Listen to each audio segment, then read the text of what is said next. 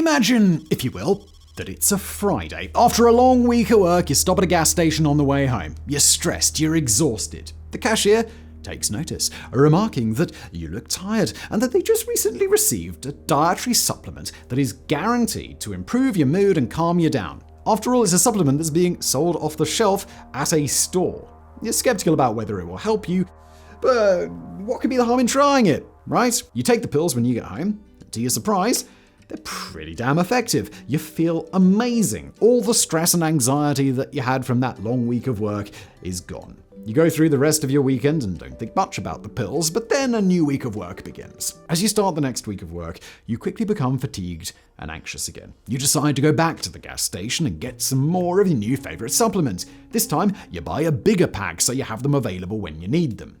To your surprise, the pills run out pretty damn quickly. It's as though you didn't even realize how often you were taking them. You make a mental note that you'll need to pick up more of the pills the next time you're at the gas station, and then you go to bed. That night, you wake up in a cold sweat, feeling absolutely awful. In addition to a host of physical symptoms, you are plagued by feelings of depression and anxiety far worse than what you'd been feeling before you ever took the pills. You decide to go directly to the gas station to get more. You take them immediately, and your symptoms suddenly lift. Less than a month after your first pill, you find that you're spending hundreds of dollars a week on the supplement. Furthermore, you no longer feel that rush of relaxation when you take them. You must take them just to not feel terrible. Without even realizing, you've become fully addicted. Stories like this are taking place increasingly often, particularly in the United States. This addictive supplement that is being sold at gas stations and convenience stores is labeled as branded products like Zaza, Tiana Red, or Neptune's Fix. However, these products are collectively known by a different and more accurate term: gas station heroin. Few conditions have greater potential to completely ruin an individual's life than addiction, when access to a substance often takes precedence over everything else. Opioids belong to a family of drugs that have destroyed countless lives by trapping their victims in the throes of addiction. This problem has become so severe and widespread that it has been labeled as a public health crisis, referred to as the opioid epidemic. A new study out shows there may be gross underreporting of opioid-related deaths. Beat the opioid epidemic. In opioid addiction. The opioid epidemic. Prescription drug abuse. Opioid crisis. The opioid crisis. One of the major causes underlying the development of this epidemic, especially in the United States, is the overprescription of synthetic opioids. These are chemicals that are produced in a lab rather than being isolated from natural sources like the poppy plant. These synthetic compounds are often much more potent than their natural equivalents. They're also easier to produce in vast quantities. Patients that are inappropriately prescribed these synthetic opiates can become addicted while taking their prescription. They often don't even know that they're addicted until their prescription has been depleted. When they no longer have access to these medications, they start to experience withdrawal symptoms and then have few choices but to seek alternatives that can keep their withdrawal symptoms at bay. Previously, victims of this epidemic did not have many options when it came to obtaining drugs. They would either need to desperately shop for a doctor willing to write them another prescription or find substances like heroin for sale on the street. In recent years, however, some companies have sought to capitalize off the opioid epidemic by selling chemicals that function like opioids while also escaping regulatory guidelines. These substances are sought by current addicts because it is incredibly easy to obtain them. They also addict new victims every day, largely because they're marketed as supplements that promise to treat a long list of conditions. The primary active ingredient in all brands of gas station heroin is a drug called tianeptine. This drug was originally discovered in the 1960s and has since been identified as a potential effective treatment for depression and anxiety. Tianeptine is currently prescribed to treat these conditions in a variety of European, Asian, and Latin American countries. However, it is unregulated in other countries like the United States. Tianeptine has also been identified as a potential treatment for asthma, irritable bowel syndrome, and ADHD. This potential broad application is likely due to the unique effect that this drug has on the nervous system.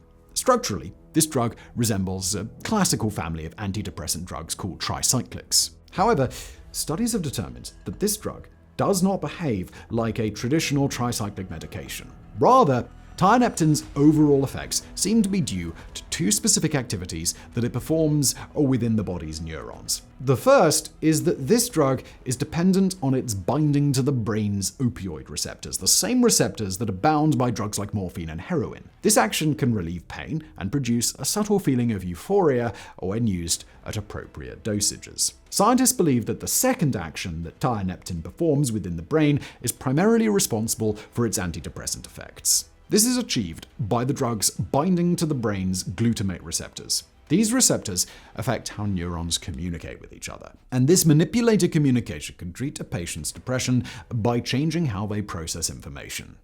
Now, at normal therapeutic doses, tianeptine has few noticeable side effects apart from the previously mentioned slight euphoria. However, this completely changes when the drug is used at high doses. When too much tianeptine is consumed, that slight euphoria becomes extreme. Additionally, this drug can repress cognitive function to slow the user's thoughts. The overall effect of taking tianeptine at high doses is an altered mental state characterized by a unique combination of calm and euphoria. This effect is one factor that has made tianeptine such a significant candidate for abuse. Commercial products containing tianeptine began to appear on the shelves of gas stations and convenience stores in the early 2020s. These products exploit the lack of tianeptine regulation in the United States and label these pills as dietary supplements. These products have provoked multiple cease and desist letters from the United States Food and Drug Administration for falsely claiming to improve brain function and to treat anxiety, depression, and chronic pain. The advertising of these products as dietary supplements allows for extreme flexibility in manufacturing and marketing of the product. Brands are also allowed to include additional ingredients like synthetic cannabis in these pills and sell them in whatever doses they wish. While a typical prescribed tianeptine dosage in Europe is 12.5 milligrams,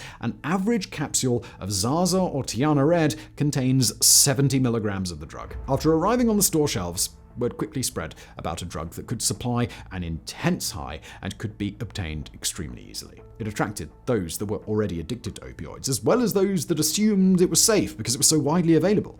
Unfortunately, this assumption was very wrong.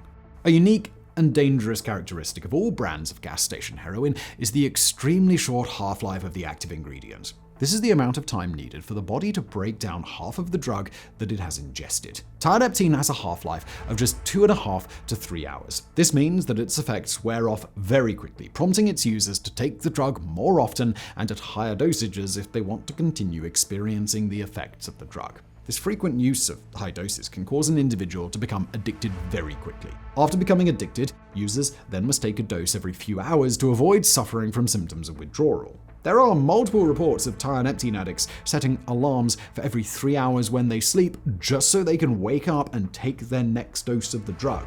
If someone who is addicted to tianeptine is unable to take their dose, they begin to suffer a miserable set of symptoms characterized by cold sweats, headaches, nausea, diarrhea, anxiety, and muscle aches. Some clinics have experienced mild success treating these symptoms with drugs that are routinely used on those suffering from opiate withdrawal, like buprenorphine and methadone. However, only tianeptine and other opiates appear to be capable of completely satisfying the body's craving for this drug. In addition to the dangers that come with withdrawal, patients can also overdose on this drug. Indeed, tianeptine overdose has been implicated in at least 10 deaths in the US. These overdoses are particularly likely because of the extremely high doses and frequency at which these drugs are taken. Some people have admitted taking up to 10 grams of the drug every day. Overdose symptoms include profuse sweating, nausea, stomach cramps, extremely low blood pressure, and unconsciousness. Treating gas station heroin overdoses can also be extremely difficult. Typical drugs used to treat overdoses like naloxone, also known as Narcan, have been effective. However, this is only true if tianeptine is the sole cause of the overdose. Many of the brands sold in gas stations and convenience stores also include a variety of additional ingredients that can be harmful when ingested in high doses. The lack of accurate labeling of ingredients on these products makes treating these overdoses almost impossible. Although it has been approved as a prescription medication in various European, Asian, and South American countries, tianeptine has received a significant amount of recent attention because of the increasing reports of abuse. This attention has led to stricter regulatory action being taken against the drug. Tianeptine is classified as a controlled substance in Bahrain, Russia, and Italy. However, very little action has been taken against this substance in the US, where abuse cases are the most prevalent. The FDA has faced increasing calls for regulation of tianeptine, but the fact is that their hands are tied. These drugs being sold at gas stations and convenience stores fall into a regulatory gray area because of their marketing as a supplement. In the United States, very little regulatory oversight exists for supplements, and companies have been known to exploit this to include harmful chemicals in their products. In response to the lack of action by federal agencies, state governments are taking on the responsibility of regulating tianeptine. 9 states have classified tianeptine as a controlled substance. While this classification has not resulted in a large number of criminal convictions, it has proven effective in restricting access to these products. The opioid epidemic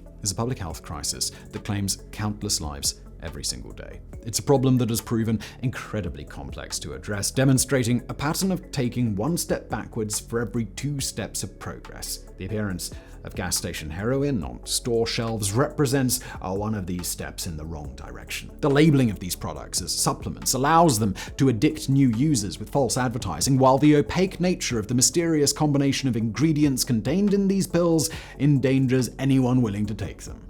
The future of the opioid epidemic appears bleak, but maybe there is some glimmer of hope. Maybe broad and sweeping regulatory action that is carefully crafted to avoid loopholes can be applied to halt the commercial sale of synthetic opioids. It won't completely end the great crisis that is the opioid epidemic, but it would be one less hurdle to worry about overcoming.